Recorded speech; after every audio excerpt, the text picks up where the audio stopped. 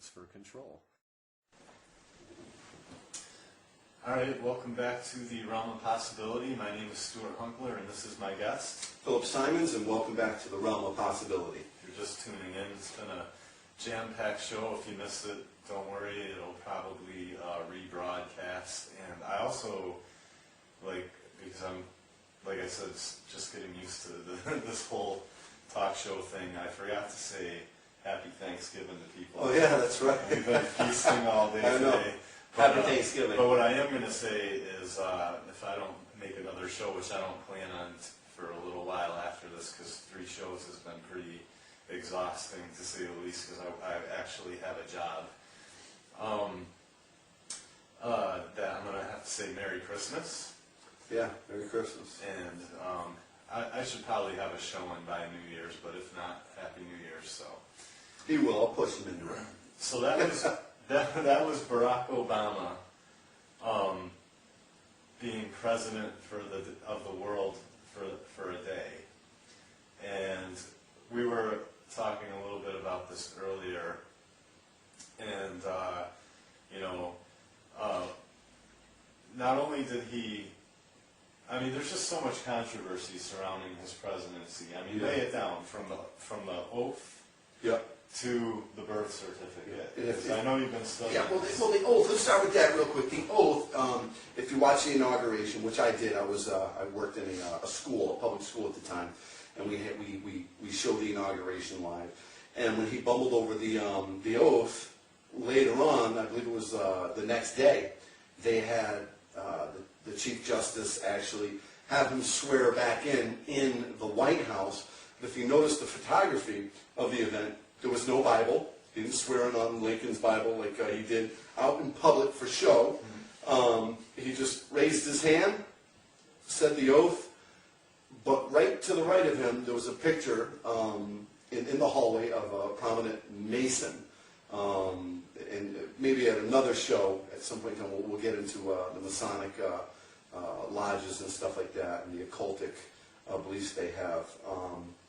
But not only the oath, but his birth. Now, as soon as I say that, there's going to be some people out there who say, well, he's a birth or he is a citizen. I have no doubt that he's not a citizen.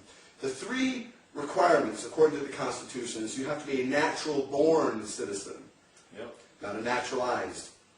You have to be at least 35 years old and live in this country for at least 14 years. The only 3 requirements.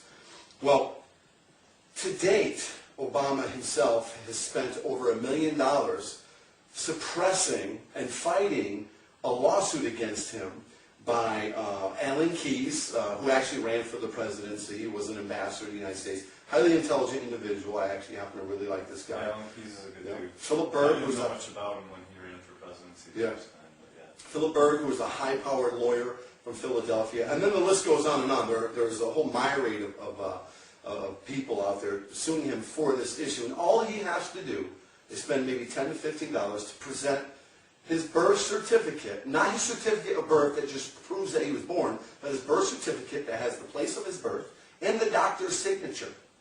Yeah. And he refuses to do that. Yeah. True enough. I mean, it makes sense to me. Let's spend $1 million, just because I don't feel like showing off my birth certificate. These individuals running for the presidency should be required to show this information. Yeah. Now, because if this is true, if he is not a natural-born citizen, like his grandmother in Kenya said, that she actually witnessed his birth in the hut across from hers, where his or I guess you would say, what would he be, half-brother?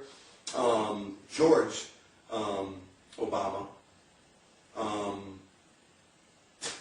Who do we believe? I mean, all right. I think it's a big enough issue where it should be validated. The thing that makes me suspicious, right, is I know from studying the way,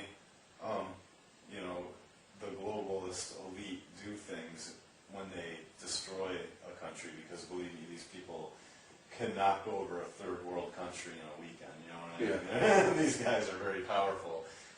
It's a little harder to do that to America, of course, but the thing, what seems to be doing a good job so far. What makes me suspicious is that I know that one of their techniques involves destroying that nation's traditions and kind of thrown it in their face. Mm-hmm.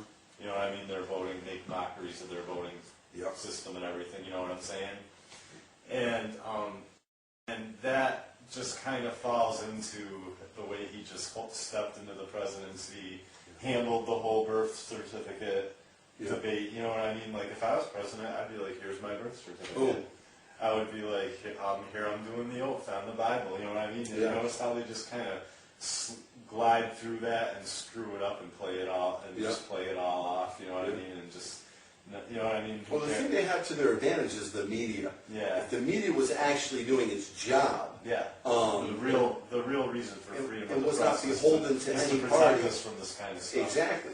Yeah. If they weren't beholden to any party, they'd be doing their job and they'd be exposing this stuff. That's what they're supposed to be doing. And then they gave him the Nobel Peace Prize.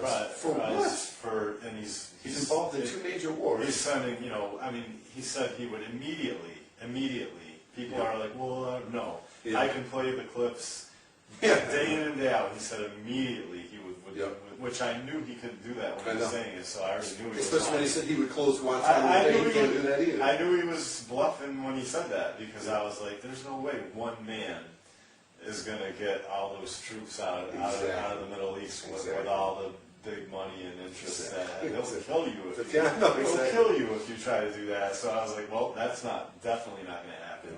So there was going to be transparency to the bills, and then I could show you clips of congressmen fighting Nancy Pelosi on being able to read the bills before they vote. 1,900 pages.